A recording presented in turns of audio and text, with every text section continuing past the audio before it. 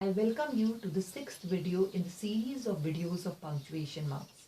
In this video, I will cover quotation marks as they are of two types. So I will only cover these two quotation marks in this video. First, let me tell you quotation marks are also called as speech marks or quotes or inverted commas. And they are of two types, single quotation marks, double quotation marks. In the beginning, I will tell you the use of double quotation marks. Double quotation marks are used to quote a person, or you can say what exactly that person said can be quoted in double quotation marks. Here, I have written an example, Rebecca said, comma, and here, I hope it does not rain today.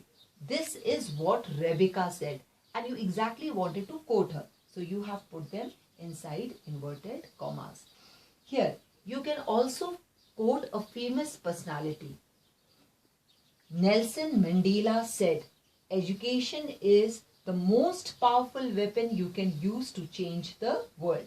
So, you have written this inside inverted commas. You can write this inside inverted commas.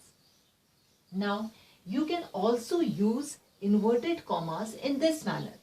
I hope it does not rain today, said Rebecca. But you will put a comma after it and then said Rebecca. Or what a wonderful dress, exclamation mark, said Meera. Now, the second use of quotation marks to separate words or phrases. This is mainly used in sarcasm. Like I had told you that I'll be preparing videos related to punctuation marks. And if I would not have prepared, then many of you would have said, her promise turned out to be a complete lie.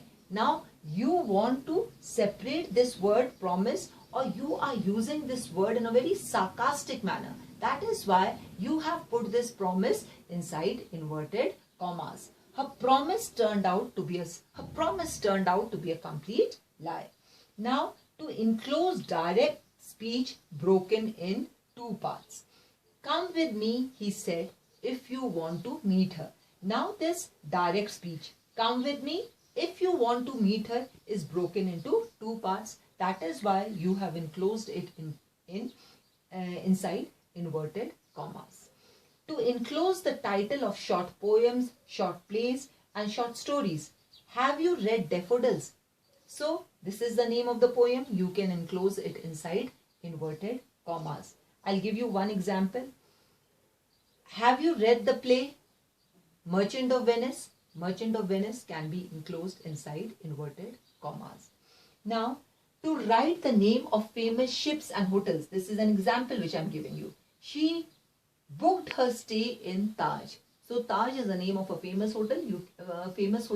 So you can put it inside inverted commas.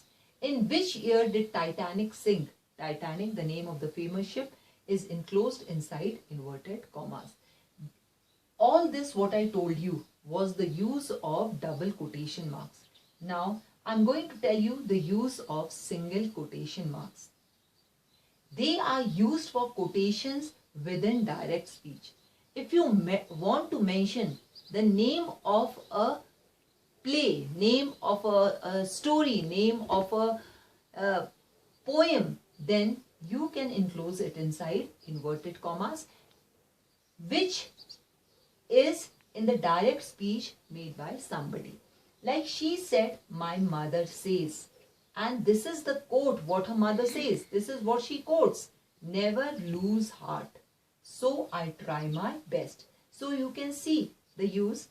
There's a mistake which I made here. Single inverted commas. You have to use single inverted commas here. Never lose heart. So I try my best. Now here, the teacher asked, how many of you have read the story The Visitor in your textbook? So here you can see the clear use of single inverted commas or single quotation marks inside the double quotation marks. How many of you have read the story The Visitor in your textbook? And then a question mark. I hope the use of double quotation marks and single quotation marks is clear to you. Thank you, children.